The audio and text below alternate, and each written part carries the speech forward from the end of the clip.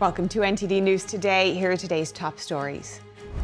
The Federal Reserve will announce its latest interest rate decision at 2 p.m. this afternoon. What to expect? Lower prices, higher wages, and new tax cuts. President Trump lays out what he calls a turning point for the economy as he visits Pennsylvania to launch his national tour. Some visitors to the U.S. could face new hurdles. Customs and Border Protection is proposing that some applicants submit up to 5 years of social media history and expanded personal data.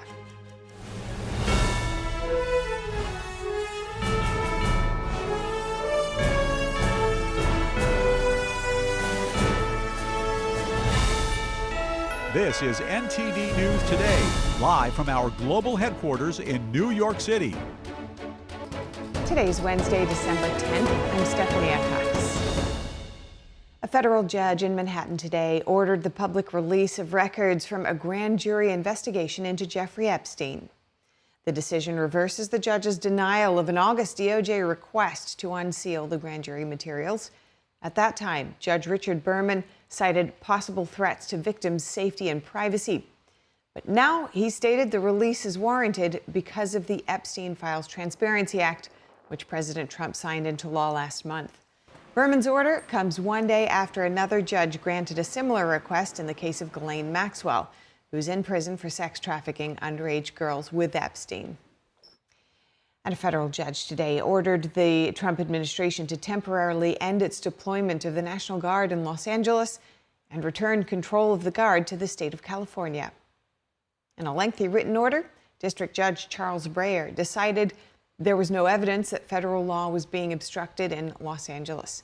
The judge rejected the Justice Department's argument that since the initial deployment was lawful, the court could not review subsequent redeployments of those troops.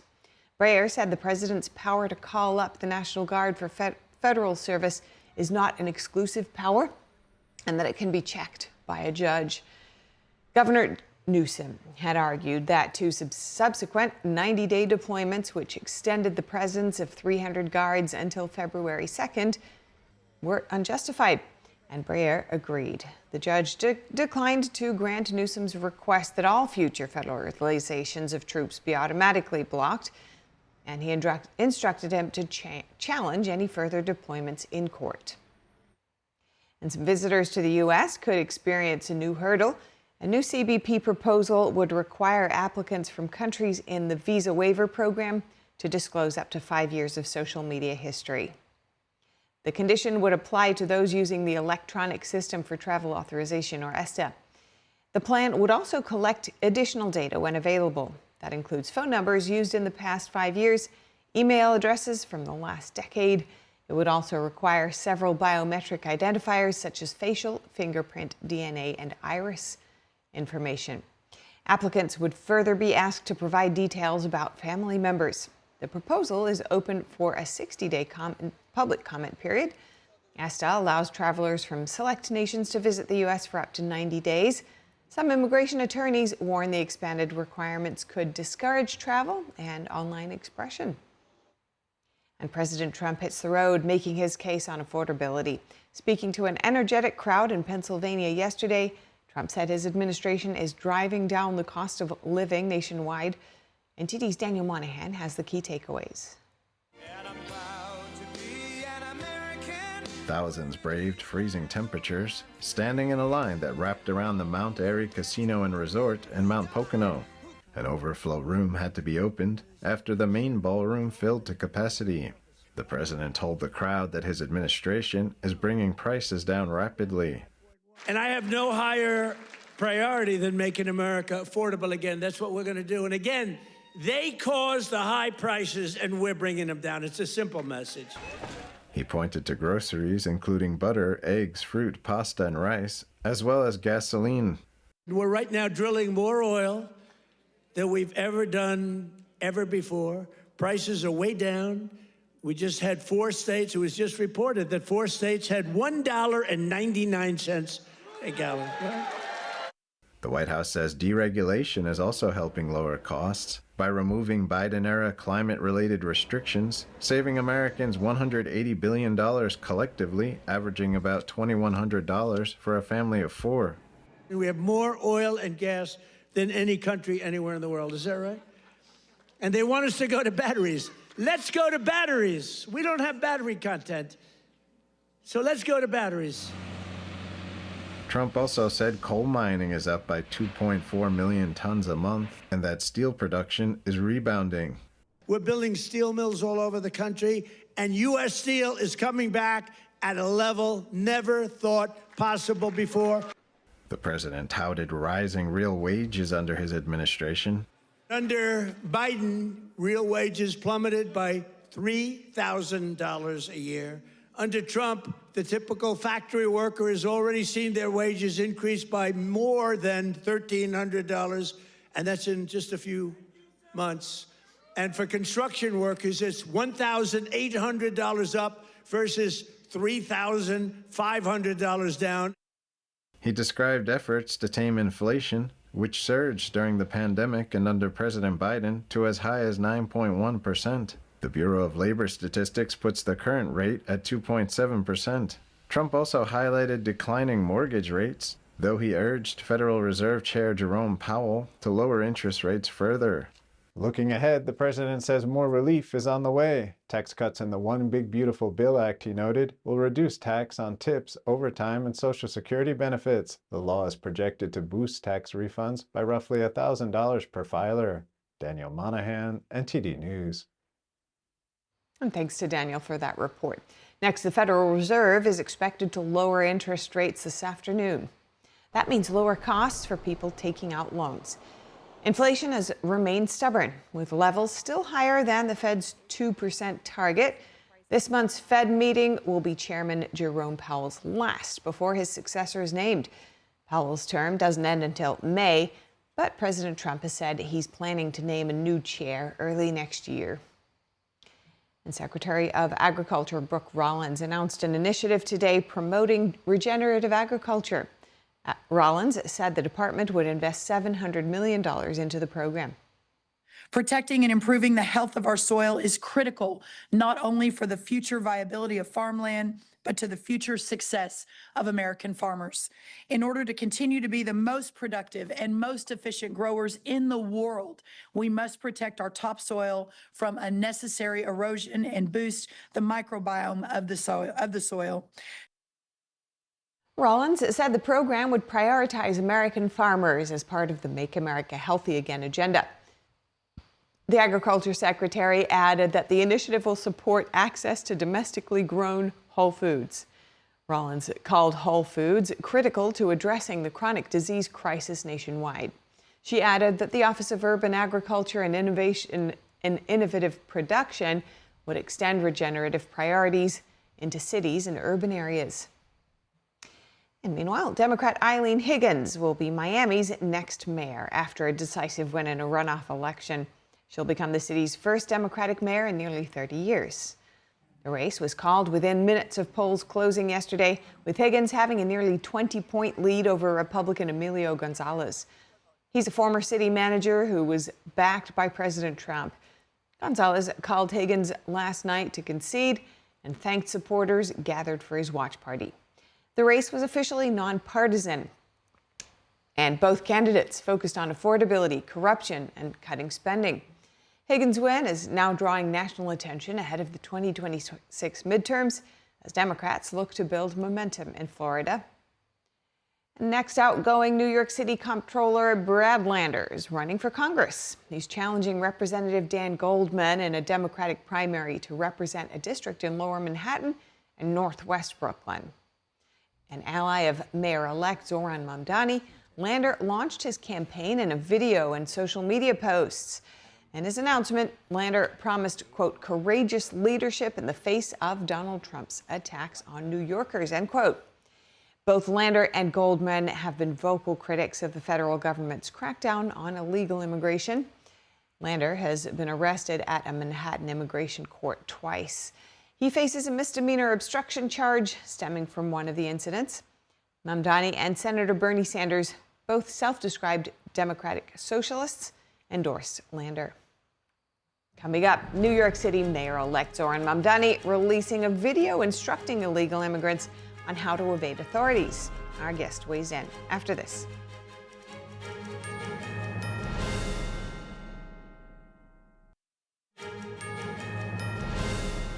Welcome back. Illinois Governor J.B. Pritzker has signed a new law restricting federal immigration enforcement in parts of the state. The new law limits civil immigration enforcement in Illinois courthouses, hospitals, schools, and child care facilities. Critics argue it puts public safety at risk. Here's Governor Pritzker discussing the new law. With my signature today, we are trying to protect people and institutions that belong here in Illinois. Dropping your kid off at daycare, going to the doctor, or attending classes should not be a life-altering risk. This morning, Governor Pritzker took another bold step to protect not you, Illinois citizens, but illegal aliens that are in our state committing heinous crimes. You cannot be angry enough. The measure took effect immediately, and it allows people to sue law enforcement officers over alleged civil rights violations. The new law also bars civil arrests in and around courthouses and creates a path for affected individuals to seek damages. Hospitals, schools, and child care centers must limit information sharing with federal agents, including restrictions on health data and immigration status. Federal officials sharply criticized the move, noting that Illinois has released more than 1,700 criminal illegal immigrants this year, despite ICE detainer requests. NTD's Christina Corona has the details. The Department of Homeland Security says Illinois has released 1,760 illegal immigrants with criminal records this year, despite federal detainer requests. Officials say these individuals were convicted of crimes including homicide, assault, burglary, robbery, drug and weapons offenses, and sex offenses. DHS adds that more than 4,000 illegal immigrants with criminal histories remain in state custody with active detainers. Acting ICE Director Todd Lyons sent a letter to Illinois Attorney General Kwame Raoul urging the state to cooperate with federal authorities. Raoul responded, saying it's not his role to oversee detentions or force local agencies to honor ICE detainers. One former Riverside police chief criticized the policy, saying it puts the public at risk. I mean, when your title is Chief Law Enforcement Officer and you're not cooperating with ICE, and then that rolls down to not cooperating with local law enforcement, you shouldn't hold that office. In a separate case, twin brothers in Pepsico, New Jersey were arrested after allegedly threatening to kill DHS Assistant Secretary Tricia McLaughlin and calling to shoot ICE on site. A SWAT team executed a search and arrest warrant at the home of Ricardo Antonio Roman Flores and Emilio Roman Flores, both U.S. citizens. Prosecutors say one brother faces multiple weapons and terroristic threat charges, while the other is charged with conspiracy to make terroristic threats. Lyons told Fox News how his department plans to handle the tens of millions of illegal immigrants currently in the U.S. We're bringing on 10,000 new deportation officers, 1,500 new Homeland Security investigation special agents. We are going to go out there. We're going to target these individuals, and we're going to make a significant impact. Earlier this week, DHS announced the launch of a new public website showing information about illegal immigrants it says are among the worst of the worst criminals arrested nationwide. The site allows the public to see the charges, arrest locations, and the communities from which those individuals were removed. Christina Corona, NTD News. Thanks to Christina for that report. And Zohran Mamdani officially takes office as the next mayor of New York City on January 1st next year, and his latest video is sparking interest. In it, he explains how illegal immigrants in New York City can evade federal immigration authorities. Joining us for insight is a fellow in law and policy at the Center for Immigration Studies and a former immigration judge, Andrew Arthur. Good to have you with us today, Andrew. Thank you, Stephanie. It's good to be with you. Thank you. And let's start with your reaction to the video. It lays out various rights that Mamdani says people who want to evade ICE actions can take. What's your reaction? So my reaction is twofold. Much of what Mayor-elect Mamdani says in that video is true. You always have the right to remain silent. You can ask an officer whether you're free to go in any situation. That part is true. There are parts of it, however, that are probably going to get some aliens into a lot of trouble if they comply.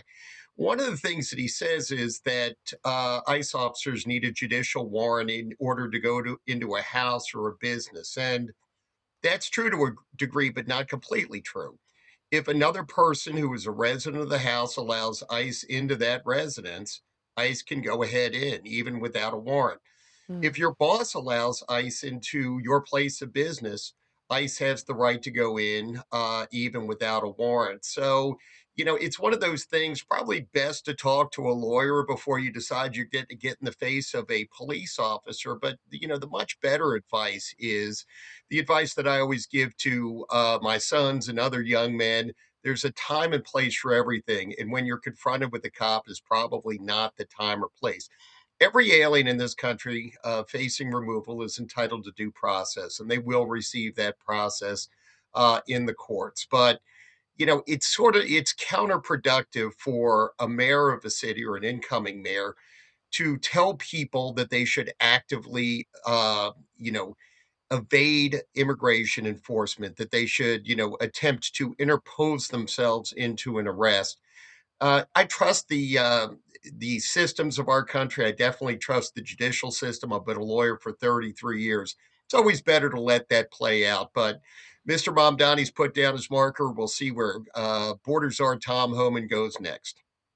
Certainly setting up his position ahead of what could be much more intense conflicts. We've already seen some of the protests regarding ICE starting in recent months in New York City. But on the point of some of the legality of what the advice was given by Mamdani, he says in that video that ICE can lie to people. Is that advice accurate? ICE certainly has the same ability that you or I have to engage in questioning with anybody that we talk to. We could walk up to somebody on the street and say, "I'm taking an opinion poll, and I'd like to ask you some questions." But by and large, ICE doesn't lie to people that they're there to arrest. And to put this into context, Stephanie, most of these are targeted arrests. These are individuals that ICE is specifically looking for, that they have a warrant to take custody of, that they know are present in the United States, and usually are present or the target of that investigation, not because they're just randomly walking down the street, but because they either have a crime or they're under a final order of removal. And so, that's particularly problematic because public safety isn't driven by allowing more criminals on the streets. It's by taking the criminals who are on the streets off the streets and removing them from the country. Most aliens, and I can't underscore this enough, are not criminals, even those who are here unlawfully. But criminal aliens are criminals. And one thing that we know about criminals is that they're more likely to engage in future crimes than the population as a whole. Bureau of Justice Statistics did a 10-year analysis of this back in 2018. They found that the average criminal was arrested, 44% of criminals were arrested within 3 years. 89% were arrested again within 9 years. So the best way to promote public safety is to get the criminals off the street. And honestly, Stephanie, if New York City and the state of New York would simply open its jails to ICE to allow them to find those criminals, to take custody of them in a secure location where they know there are no weapons, it would actually protect the public safety. And it would probably keep ICE so busy that they wouldn't be able to go out on the street to do the high profile apprehensions that we just saw in the video reel, and that, Mayor Mamdani and that Governor Hochul of New York are complaining about. So this is a completely upside down world. This is not the way this system should work. But a lot of elected officials, a lot of politicos have decided that obstructing ICE is good policy. We'll see how that plays out. Hey, you raise a really good point about the targeted nature of these current ICE operations, the administration saying that they are going after the worst of the worst and highlighting those that they do manage to arrest and deport, especially their kind of rap sheets. And yet, public opinion seems more focused on protecting the people who may have come in illegally but are just going about their lives and not committing crimes since then. Do you see any tension here with ICE operations currently and, you know, the most compassionate way to deal with those folks who did come in illegally but are currently not posing a threat to the law and order as it currently stands? Sure, that's actually a great question. And it's important to note the fact that any foreign national who is present in the United States in violation of law or who is removable because of any criminal offense that they may have is subject to ICE arrest and detention. But, we see these high profile operations in New York, in my home city of Charlotte, North Carolina, and Chicago. And, you would think that they're, wrapping up 10,000 people at a time. But when you look at the numbers, these are actually very targeted operations against individuals, again, who are either criminals or under a final order of removal. If you're under a final order, you've received due process. And if you care about due process, as Mayor Mamdani claims he does, then, you want those people to be removed at the time, after they've received their process and been ordered removed. But if they're criminals, we want them out of the community. Now, I said before that I trust the system. Part of the system that I trust is the political system. If there are truly sympathetic individuals out there, there are avenues of relief that they can seek to remain in the United States, even if they're here unlawfully. They can get lawful status. But if they don't, have access to those statuses, if there are things about them we don't know, they're probably going to end up having to leave. And honestly, if they're truly compassionate, it's best to bank the money that they've made in the United States and to go back home before they do end up getting arrested by ICE. And that's one of those key elements that DHS Press Secretary Tricia McLaughlin, DHS Secretary Kristi Noem have both been promoting. You know, there's been a vibe shift when it comes to immigration enforcement. This is a very different administration, and it's better for those people to simply go home if they're here illegally than to risk that they're going to be arrested. And there has been plenty of pushback here in New York City. We've been speaking a little about that already, not only from people who may be trying to evade ICE, but those who are not happy with the ICE enforcement itself. Those protests following the raid in the ICE operation in Chinatown. But Governor Kathy Hochul has come out saying she sees no problem with Mamdani's video. Do you see that kind of setting up more intensifying the conflict that could ensue if President Trump chooses to send more operations into New York City? Absolutely. And I mean, the battle lines have been drawn, but, these are the same battle lines that the American people rejected at the ballot box in November 2024. On the one hand, you had Democratic officials who didn't want any immigration enforcement. That was the more or less the official policy, the Biden administration. And that was roundly rejected. Now, I think that you're going to see a lot of demagoguery around this issue. But, it reminds me of the story that Abraham Lincoln used to tell about the preacher who was caught in a thunderstorm and, took shelter under a tree. And all of a sudden, a lightning bolt struck the tree, and the preacher fell to his knees and said, "A little bit more light, Lord, and a little bit less noise." And I think that what we really need in this entire situation is a little bit more light from all involved, both from the administration and from these officials, and a little bit less noise. Words of wisdom there. Thank you so much for your insight across the board. Andrew Arthur, good to speak with you. Thank you so much, Stephanie. It's great to be with you. And you. And next, an update on the surviving National Guardsman, one of two who were shot in D.C. while on patrol. President Trump said yesterday the injured man is progressing in his recovery. And today I got a call that he got up from bed. Do you believe that? He got up. He got up.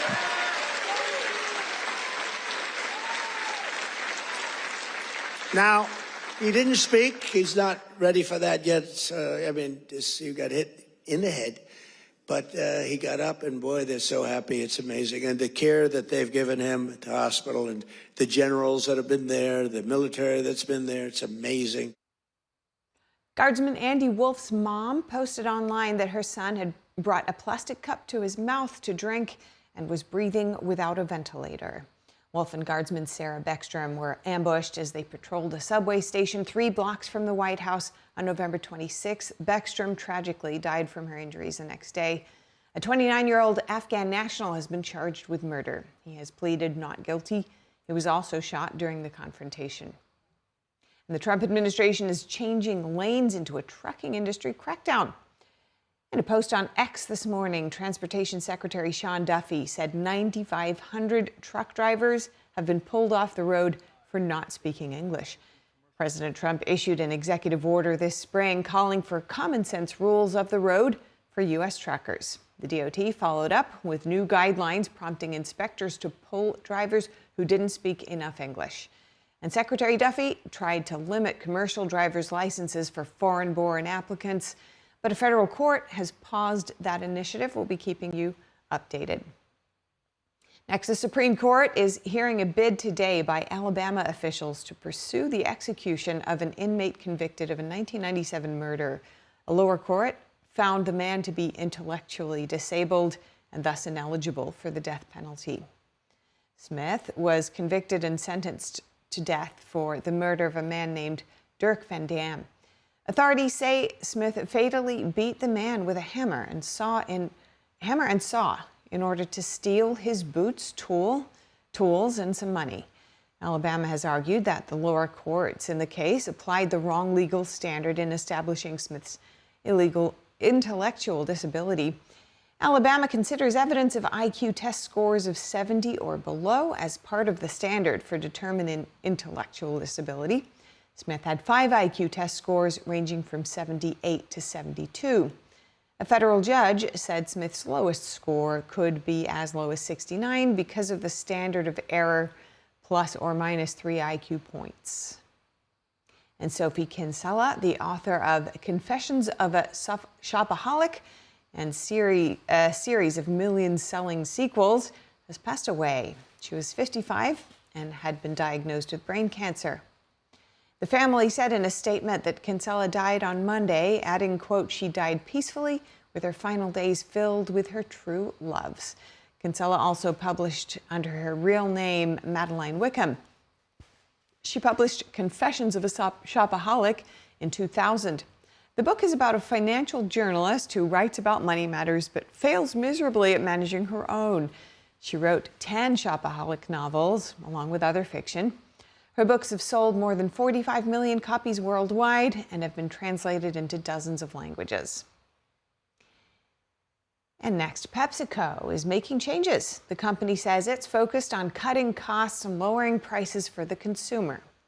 PepsiCo also says it will reduce the amount of its individual products by 20%. This comes shortly after the food and drink giant made a deal with Elliott Investment Management, an activist firm. Elliott became one of PepsiCo's larger investors in September when it unveiled its $4 billion stake in the business. With this partnership, PepsiCo is forecasting its full-year organic revenue growth could rise up to 4% next year. PepsiCo's products include Pepsi Cola, Lay's, and Doritos. And moving on to the weather, storms swept across the Pacific Northwest, overwhelming rivers and roads. Communities in Oregon and Washington are battling outages, flooding, and dangerous travel conditions. Northeast of Seattle, fire officials said crews yesterday conducted several rescues using inflatable kayaks to pull people from stranded cars. They carried one person about a mile to safety after they were trapped by rising water. Drone footage shows communities like Fall City inundated as floodwaters swallow homes and farmland. Forecasters warn that even more dangerous river levels and flooding are still ahead. Atmospheric river conditions continue to feed the storms, channeling heavy moisture into the region. The National Weather Service forecast more than a foot of new snow for the Rocky Mountains in northwestern Wyoming. And parts of the Midwest are under a warning as a fast-moving storm brings freezing rain, high winds, and heavy snow. Stay safe out there. Coming up, a powerful call for democracies to defend freedom. Nobel Peace Prize honoree Maria Corina Machado sends a message through her daughter, unable to attend the ceremony herself. And the U.S. doubles down on its alliance with Japan amid rising tensions between Japan and the Chinese Communist Party. Japan warning of a grave concern with Russian and Chinese bombers patrolling near Japanese airspace. That and more after this.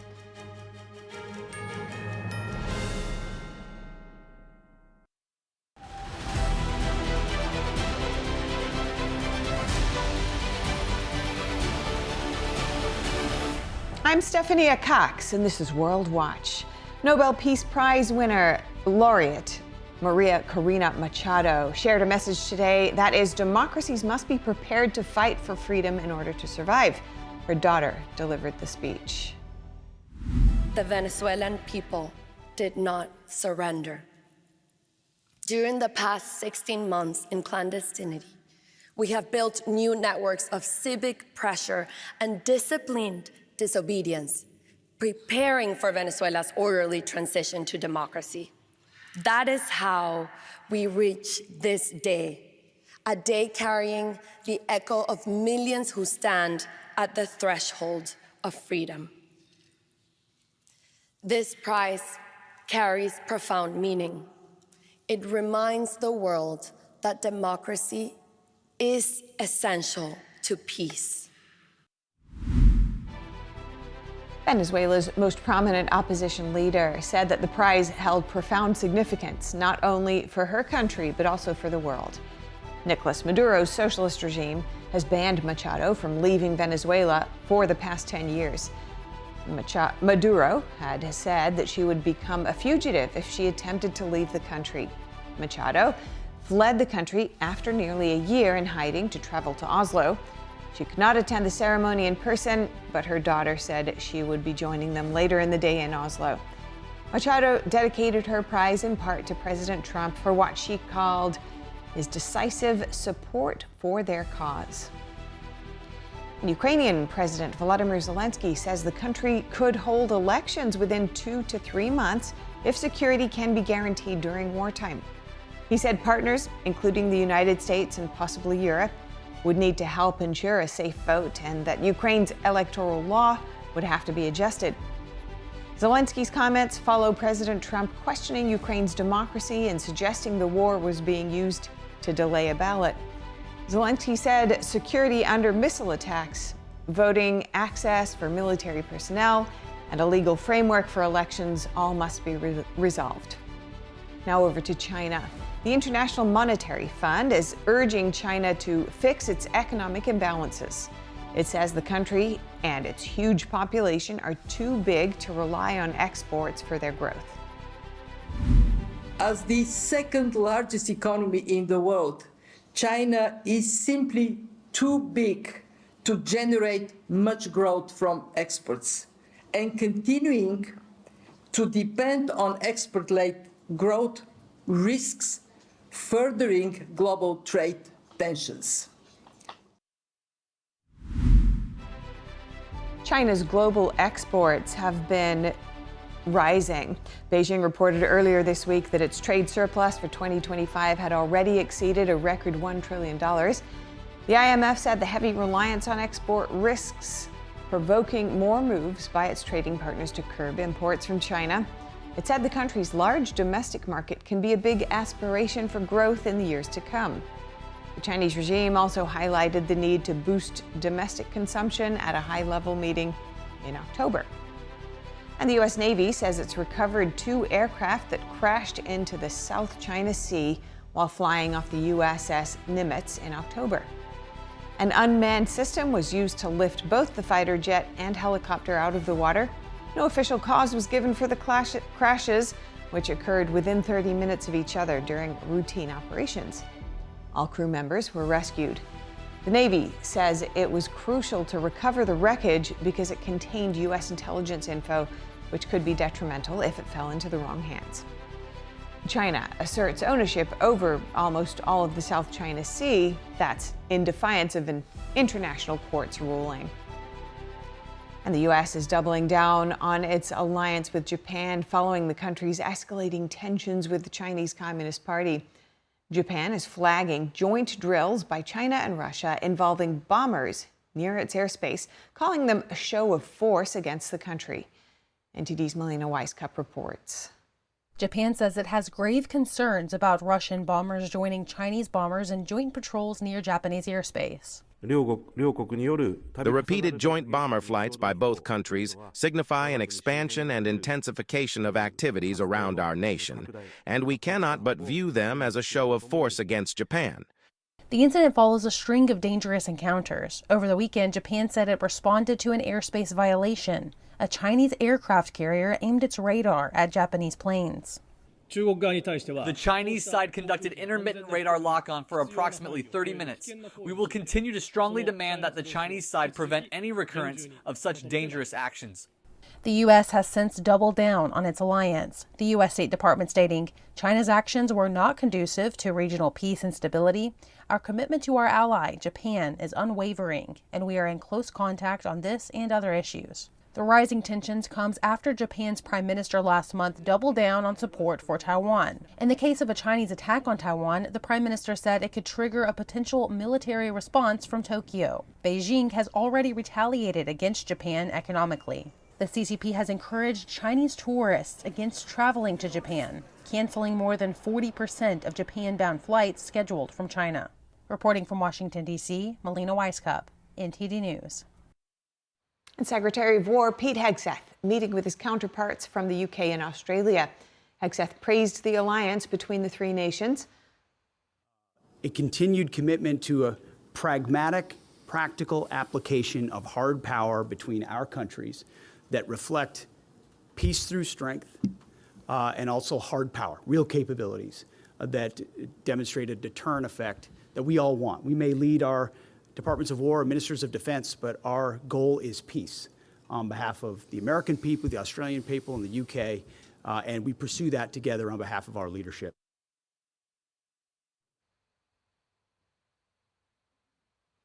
All three officials offered condolences to the family of a UK service member killed in Ukraine. The UK's Keir Starmer said the paratrooper was killed away from the front lines while observing Ukrainian forces test a new defense capability. Hegseth also said the relationships between the three nations are strong and that President Trump likes countries that, quote, step up. Australia has become the world's first country to ban social media for users under 16. Authorities say the move is partly aimed at protecting minors from online predators and extortion. Here are the details. We do know that kids need limits. Today, Australia is banning children under 16 from using social media. The new law is the first of its kind in the world. It applies to Instagram, Facebook, Threads, Snapchat, YouTube, TikTok, Kik, Reddit, Twitch, and X. It's kind of disappointing, you know, because that's like my main source of communication or like entertainment, you know. It's obviously a change and I think it will impact my life. But it's something I can get used to. You understand what the government is trying to do here? Yeah, I mean, they're just trying to reduce the site for bullying because when you're online, word spreads and people find out more about what you've done, maybe rumours as well. And it's a good way to reduce distraction because with doom scrolling and everything, it reduces concentration and can just impact your schooling. I do wish it was a lower age, but that might be biased because I'm 15 years old. The tech industry disagrees that the ban makes kids safer, but the companies say they will implement it with age verification technology. Critics argue the law hurts democracy and free speech. For U.S. parents, some experts see it as an opportunity. They say talking to kids about social media is important and say the ban could be a conversation starter. It's about helping teenagers find self-regulation, find balance, use social media appropriately. Experts say parents should remember social media has both pros and cons. For some young people, it's an important way to feel connected. But we know that excessive use of social media can be very bad for your mental health. And we know that people that are at risk for anxiety and depression, that social media can contribute to this. Some critics of social media companies say the ban should be a wake-up call. And Italian cuisine earns UNESCO intangible cultural heritage status. The Hindu festival of Diwali and Iceland's swimming pool culture make the list as well. We'll have those stories after this.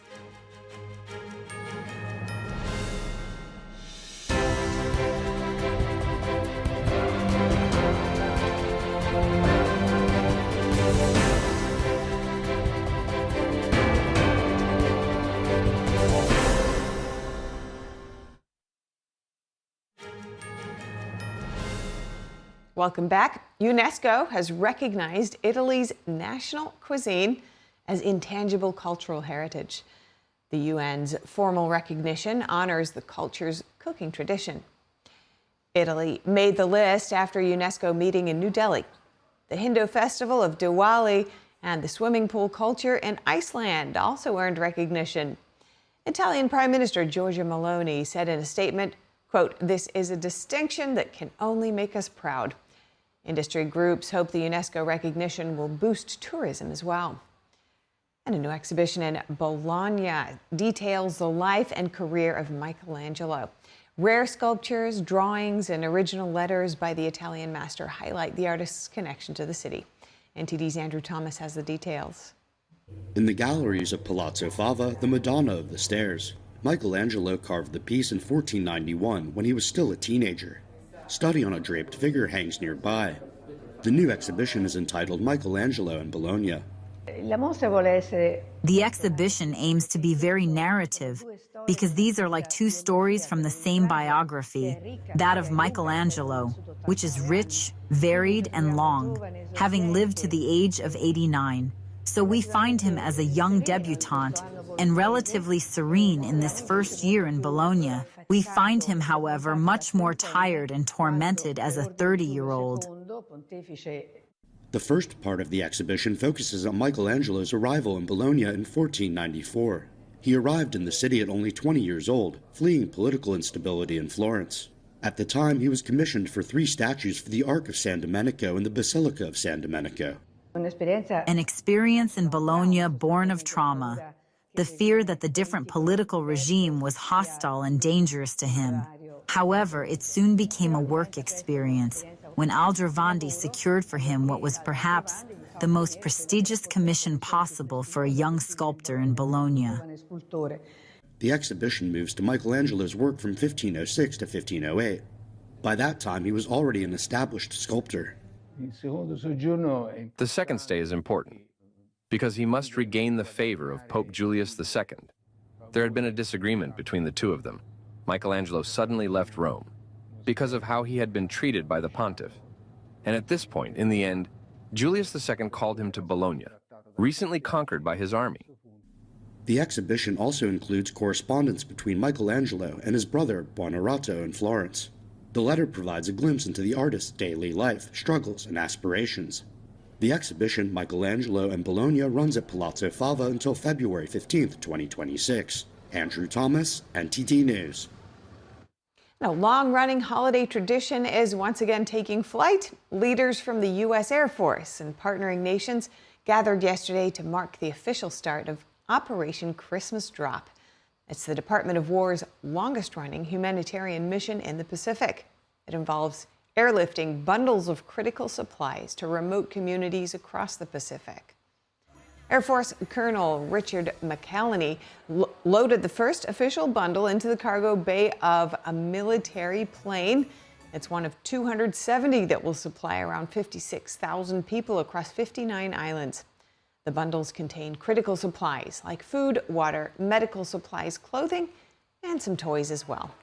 The Vice President of Micronesia, Aaron Palick, extended his gratitude, saying the operation delivers more than just supplies. He said it brings the spirit of compassion that defines the Christmas season. A spokesperson for the operation says crews will fly Christmas Drop until Friday, alongside planes from Canada, Japan, and South Korea. Now, breaking up is hard to do, especially when there's something or someone neither of you want to give up. Take a look at a new family film that tackles that dilemma. Okay, Merv, I have something to tell you. The thing is, me and Russ broke up. Merv is a terrier mix who's all mixed up after his humans, played by Zooey Deschanel and Charlie Cox, go separate ways. Dogs are very sensitive to anything that throws their routine. You think Merv is different because we broke up? So Russ takes Merv to a dog beach in Florida, but the boys' trip gets complicated when Anna shows up. What are you doing here? You've turned up dressed like some weird lady spy. We both know he's happiest when we're all hanging out together. I don't know that. It's just a week. How hard can it be? I just thought the script was really charming and, also like trying to do something that my kids could maybe watch. My daughter is 10 and like her favorite movies are rom-coms. She loves rom-coms. Yeah. But it's actually kind of hard to find rom-coms that I feel are actually kind of appropriate for a 10-year-old to watch. Do you always go on vacation with your ex? We're kind of doing this cheer-up trip. I just want to be someone. The stars say Gus, who plays Merv, was a top-notch scene partner. When you see a dog, you want to be like, oh, little baby, come over here, and like have them be like wagging their tail and like roll over. And he's like, no, I have a job to do. I'm not like bothering myself It's getting really true. pets. He's like, I want to do my job. Like, he's probably one of the most professional actors I've ever worked with.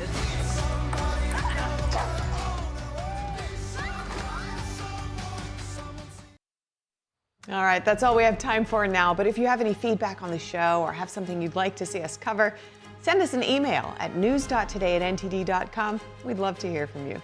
We'll cover more news right after this break.